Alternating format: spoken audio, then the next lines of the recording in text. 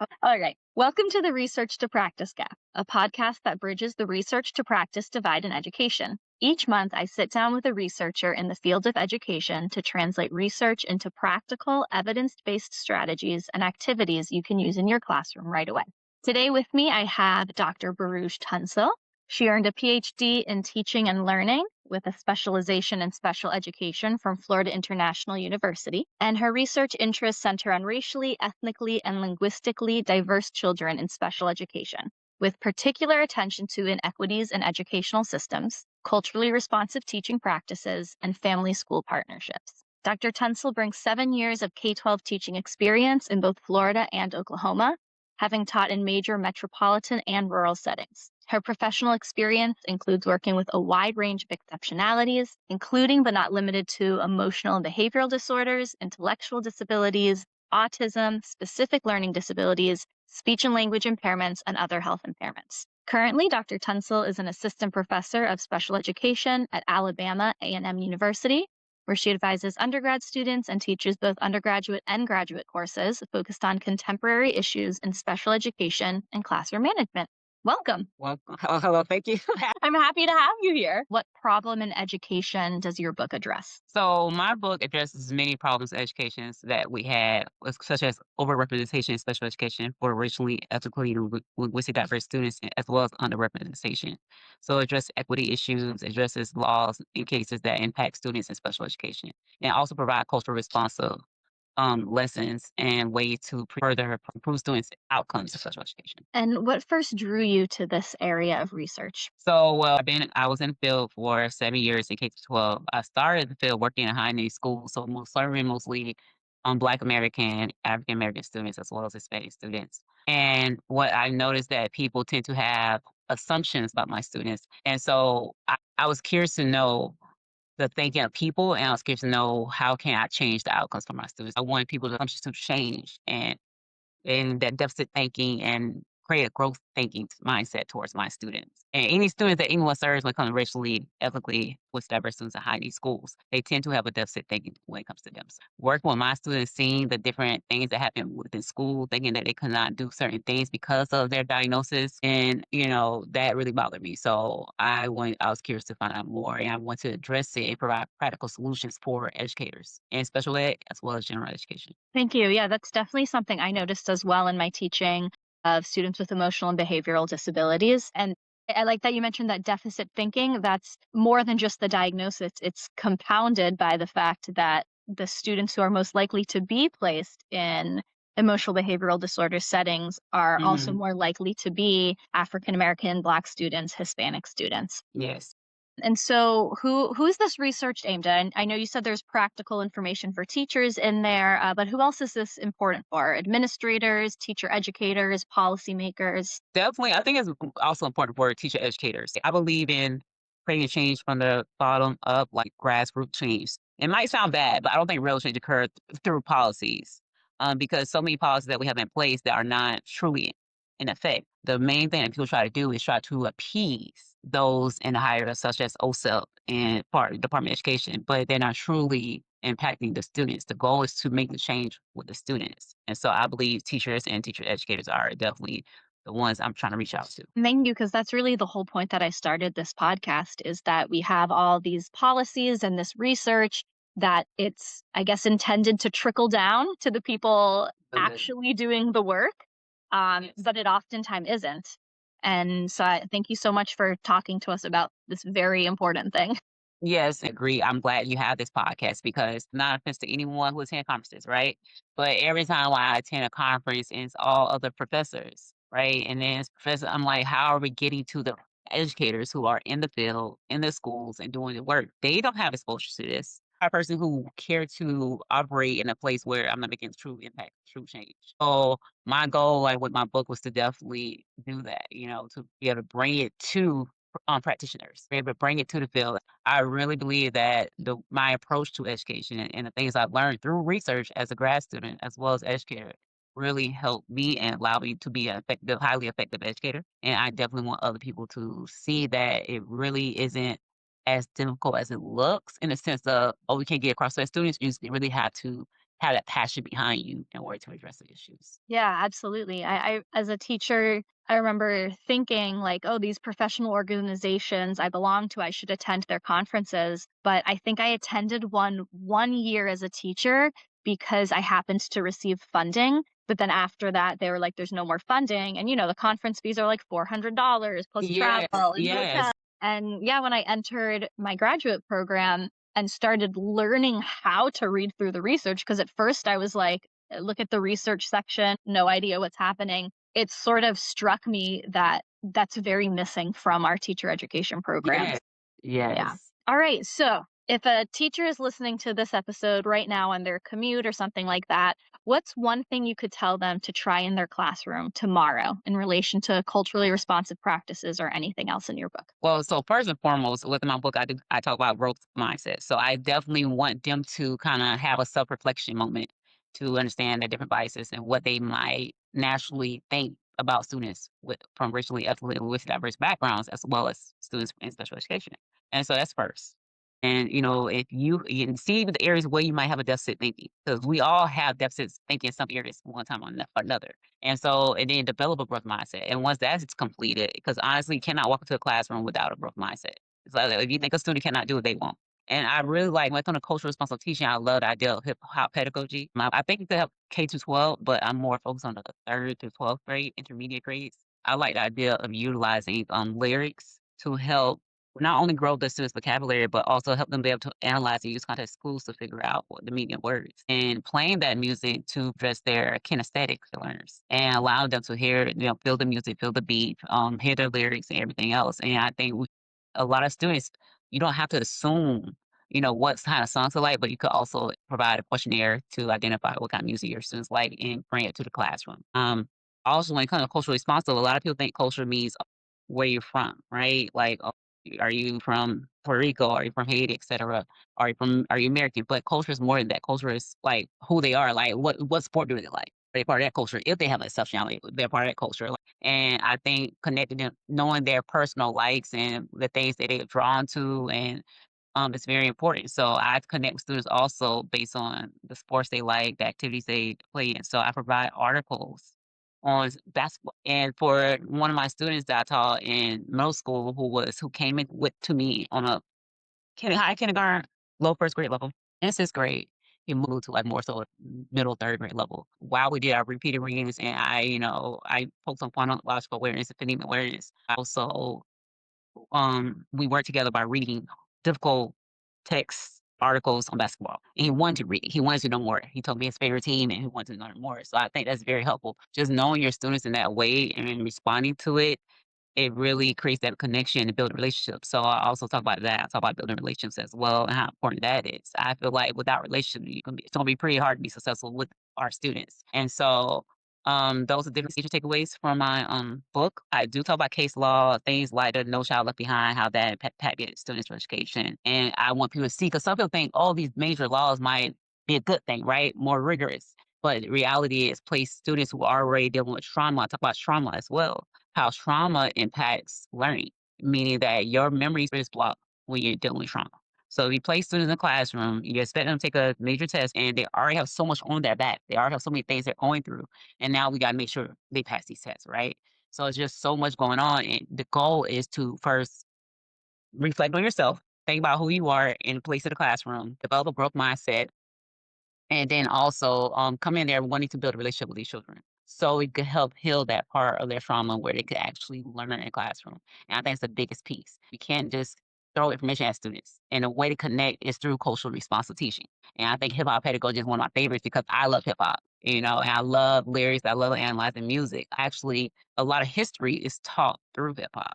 And so I think it's very helpful to bring in history that you may not know about to your students, and it's an effective way of teaching. Yeah, and I love that you say, like, if you don't know, don't assume, ask them. As a white female monolingual English speaker, that feels very outside of my comfort zone, and I feel like Mhm. I would just be, I don't know, guessing and feeling very much like an imposter to engage in hip hop pedagogy. But that relationship building is the important thing. Asking them what they like, and I think my own self reflection while you're talking is like being humble telling them, listen, I don't know what this is, but we're gonna try it. Like, you Yes, guys tell me about it, and sort of like flip that classroom, allowing the students to be the leaders in that. I imagine that gives them some power and autonomy also. And I'm thinking too about the way you said you used basketball texts, right? Because I have two school age children, and my son will tell me like, well, I didn't do my work today because I wasn't interested in it.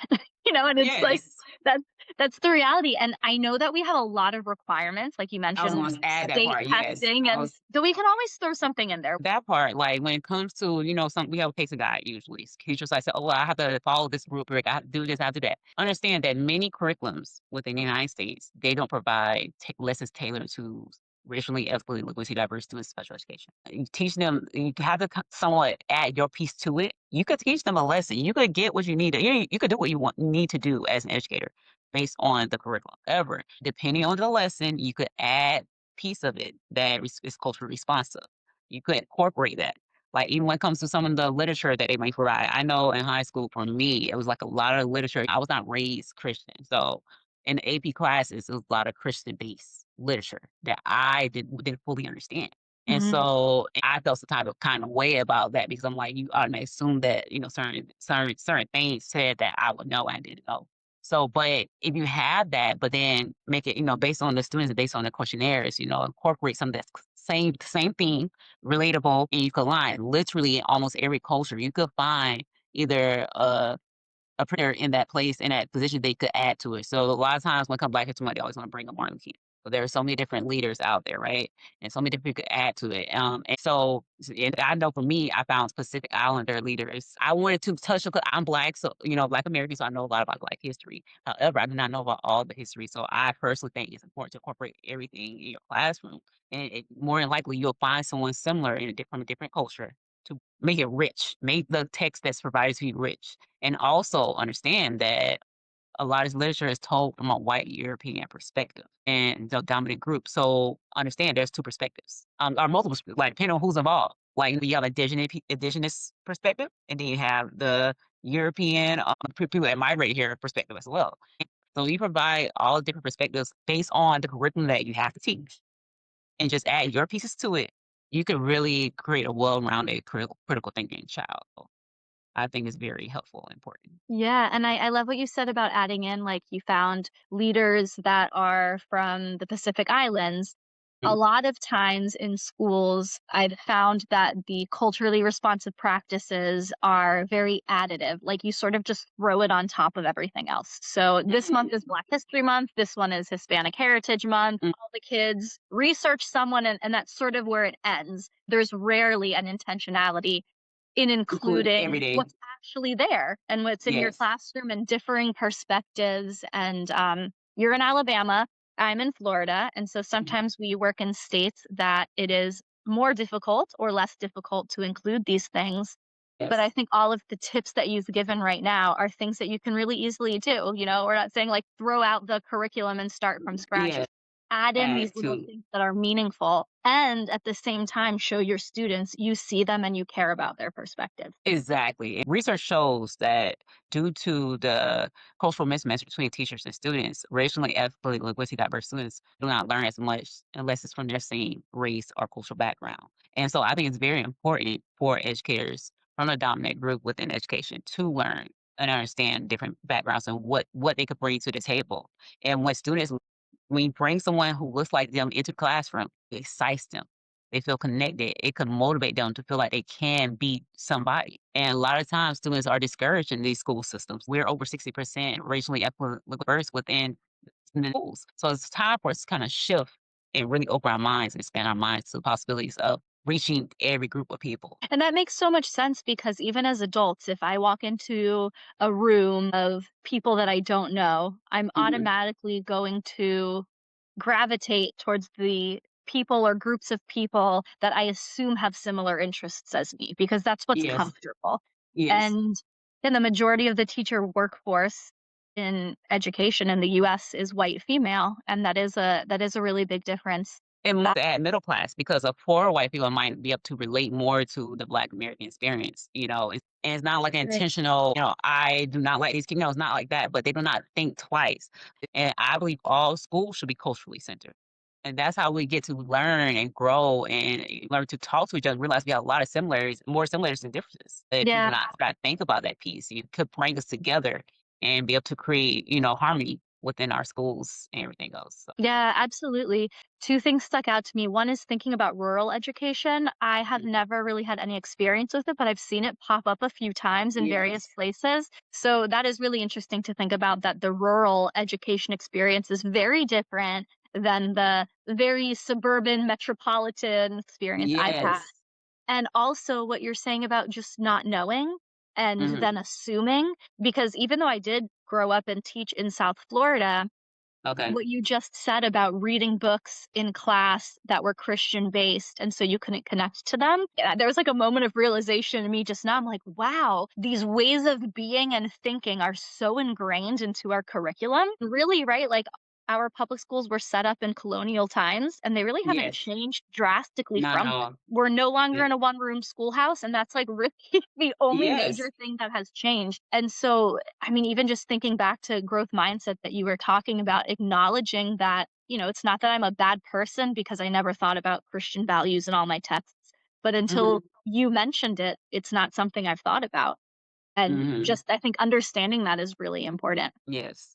Exactly. Okay, I love this. You mentioned trauma as well. Do you have any, tips for being trauma informed? So when it comes to trauma informed, that's not as far as I'm going to speak from a practical standpoint, a point of it also from my personal experiences with myself. Trauma, I could say tips is that when it comes to recognizing it, recognize the different signs, and also knowing when to teach. Sometimes the classroom's not in a position to be taught. Like students in class are not in a position to be taught. And I always disagree with the way they push exams and standardized testing when my students were not equipped at a time to learn or to, while I taught special education, I myself had a diagnosis that triggered mania. I'm just being very transparent. I cannot perform or on a test when I'm in that state. So my students alike, they had times where there was heightened. They could not perform on an exam. And that upsets me that you expect a student to actually show up their, to their best ability to perform on an exam. It's not a testimony as far as what my kids could do. I know they could do it, there's not the right state of mind. I can tell you one story where I had a student where people came to me prior to the student into my classroom. She was in third, and they told me she couldn't do this, she couldn't reach that. They just tell me everything she could do, not tell me what she could do, but I had to ignore it. A lot of times I have to ignore people who are not me because they hadn't had my experiences, so I have to ignore things. Oh, I had a student. She came to me and she was reading on a high second grade level, third grade. She took a test and moved up. So I'm like, what are you guys talking about? But I'm pretty sure that they focused on the times when she was manic and when she could not Mm. function. And so I have students who, during a state test, they were irate and they told me, "Oh, we have to give them this test." I was really upset. I accepted it, whatever. But that was really upsetting because I knew that student wouldn't perform. And so with trauma practices, like you cannot teach a child and expect them to retain that information when they're dealing with trauma. So that's the part, but that kind of goes hand with building relationships. Yeah. Also understand what trauma is, and like being homeless. Going from house to place, living in a one parent household. How many racially, ethnically, linguistically diverse kids live in a one parent household? Pretty much not having enough food. All or even having exceptionality.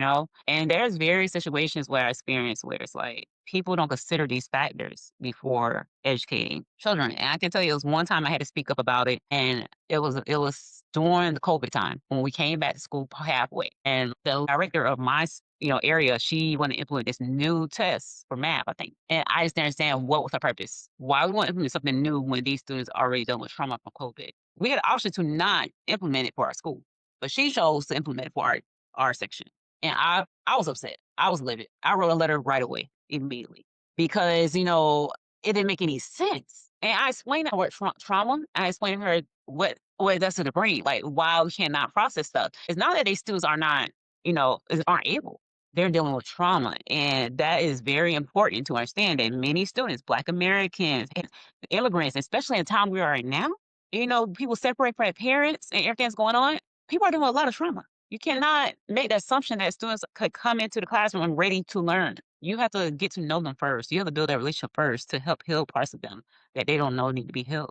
I were emotional behavior disorders. So I felt like the energy within my classroom was just down. I would not teach the regular way. I'll probably do some artwork, let them draw, let them paint, might throw some stuff out there. Remind you that kids learn through conversations too. So we just talk.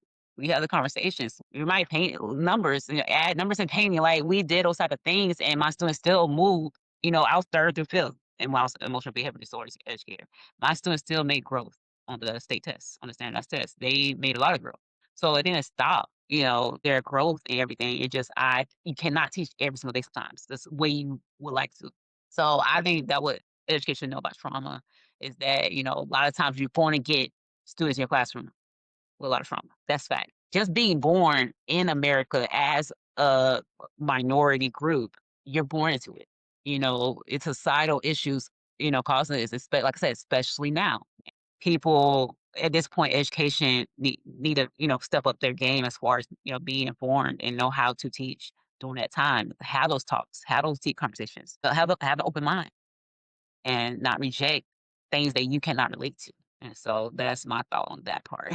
One, thank you for sharing about your own mental health and challenges. Your story of how how one, you understood what students were going through, and two, they could see it in you is such a strong case for having teachers and staff that understand from lived experiences what those students are going through. Because I Mhm, bet that your students opened up to you in a way that they didn't to others because they knew you understood at a deeper mhm. level than Yes. anyone else probably had. So I love that you had that. And then thinking about, okay, so if I don't match the students, we just keep going back to relationships. I just talked about this actually. So I teach pre-service teachers down here in Yes. South Florida. And we just had this conversation this week about how different people check in with their students. And so one of my students teaches fifth graders, all racially, ethnically, and linguistically diverse. And we can't change what students have been through. We don't always know what students have been through. But when students Mhm, enter his classroom, they do like a little high five thing. So they give him a high five if they're feeling good, a fist bump if they're okay, and a low five if they're having a bad day. And so he mhm. said that gives him a quick read on the class and how people are feeling. Right. And so we Yes. talked about like you can't always change everything you do. Right. Like, let's say Mhm, half of your kids come in with a bad day and it's the day of a state test, like you're saying. mhm. Okay. So we can't change Yes. everything we do, but what can we do to set the tone for the day then? Maybe we start with mindfulness. Maybe we start with Yes. painting instead of Yes. jumping into test prep and reminders. And Yes. so that checking in a couple moments, couple minutes, Mhm. really can make all the difference in forming those relationships. This brings in the part, building relationships, right? In that community to a school bridge. That's also something I talk about as well as cultural reciprocity, meeting halfway. Yeah, and bringing in families, you're talking about cultural reciprocity. It is so important, right? Because I think we, as a whole, often make assumptions about parents that they don't care about education. Yes. The kid comes without homework, without a healthy lunch, whatever it is that we deem not okay, and we make assumptions about the parents without thinking about one, their cultural values or Mhm. their job schedule or their Yes. financial situation. And on Exactly. top of that, their own experiences with the school system. Exactly. And now this is my research area. Now you gotta build a trust, right? Now you gotta build a trust. And it's very important because usually it kind of trickles down from administration. If the administrators trust their educators, naturally parents will trust in the educators. And then we could actually truly collaborate and communicate effectively with each other. And so that's also touched on, and it's very important to build that trust because otherwise they're not going to, accept what you're saying and they're gonna be hesitant. And a lot of times not that they don't care, they're intimidated because you're with a degree and they don't have a degree, the education level. So the difference in education level, they're intimidated because of the difference in languages, they may be intimidated. And also because of their personal experiences, they may be hesitant because of what they experienced in the K-12 system. So you have to build that trust. And if it's not true what you feel, they're gonna see that and they're not gonna trust you. So you can't fake it either. Like that's another thing. People like to fake a lot of things. You cannot fake being genuine. You can't fake it. You have to come off as true self. You actually have to feel it. If you do not like to work with these people or these group of people, then you shouldn't be in the education field. Or you should say, you know what? I need a different set of students. Because the reality is you cannot fake energy. And that's something that we don't talk about. But I'm just gonna throw it out there. That's true. I think we can all tell when we've met people that are not genuine or don't really care about what they're doing, for sure. Mhm. And I was once told and I think this can apply to families too, but the child you like the least is the one you need to spend the most time with and Yes, learn the most about. And I yes. just love that because it's true. Sometimes we make these assumptions like, oh, this kid is annoying, this whatever. And then you also Mhm, take a step back from the day to day of being a teacher. And I would have to remind myself these are children with mhm. trauma, emotional behavioral disorders, a whole slew of things going on. Yes, And yes, me not liking them is really a reflection on myself. And yes, I also think once you start getting to know people, like you said earlier, there are more commonalities than differences. And yes, I think that really applies to families too, building yes, trust with families just through open communication.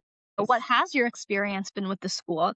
What are you fearful of something? And who knows children better than their parents? Exactly, they're expert too, and that's the mindset education must have. They're also an expert and help this child to succeed. And honestly, a lot of research out there shows that building that relationship is have positive outcomes on their academic and behavioral. Absolutely. Well, I've loved this. My last few questions. What are you studying next? What questions remain unanswered in this area for you? So I want to, tackle the behavioral part, and how can we improve those outcomes in various schools and various districts. So I want to replicate Dr. Ball's study with learning labs, and it's a culturally responsible positive behavior intervention system for school-wide behaviors. It's a way of including not only just administrators, but educators as well as representative students and representative parents from the population of your school and meeting monthly. And first of all, examining the data, seeing how their high rates of suspensions when it comes to racially, ethnically, linguistic diverse students, particularly special education as well. How can we address those issues? So the parents as well as students, educators, administrators, they all have a say in how can we address it, right? Creating a ticket system, right, where they get tickets and then at the end of each month they could go during the cafeteria and have like a rewards with whatever the type of things they like was Takis or different little fidgets, just provide those things to support the school that way. And so the first year, you plan, you discuss and examine the data, and in 1 year implement it. And you see, you make changes. The following year, make changes to see what needs to be changed and how can we address these issues. But the goal is to decrease the amount of at-risk students being expelled and suspended at a higher rate. That's the goal of the study. So that's yeah. I can't wait for you to start and to hear about it because I think that's one of the big issues oftentimes that I found and felt with this research to practice gap is that a lot of research is like this intervention handed down that like Mhm, do this and this and you'll solve this and this, but no mhm. support for teachers. And so I love interventions. You mentioned ground up before, or grassroots, where Yes, schools are looking at their own issues because each yes, school is going to have their own struggles, their own strength, and yes, allowing the people in the situation, teachers, administrators, parents, students, to help solve it themselves, as opposed yes. to us telling them, this is what you need to do because I know, Yes, yes, I exactly. love it. I can't wait to hear about it. Before you go, I will put a link to your book so that everyone can go buy it. But can you tell it where else can we learn about your work, or what else do you have for us? So, I have a few books, but, you can learn my work on Amazon if you just type in my name as an author. But I have multiple books where I talk about mental health and my experience as an educator. And this book particularly, like you're in general education or special education, I think it's helpful. It kind of provides for practical solutions, and it also could add to your, I guess, the richness of what you think. It'll probably motivate you to look deep within inside yourself and self reflect and see what areas where you can grow as an educator. Thank you. Great speaking with you. Thank you for having me.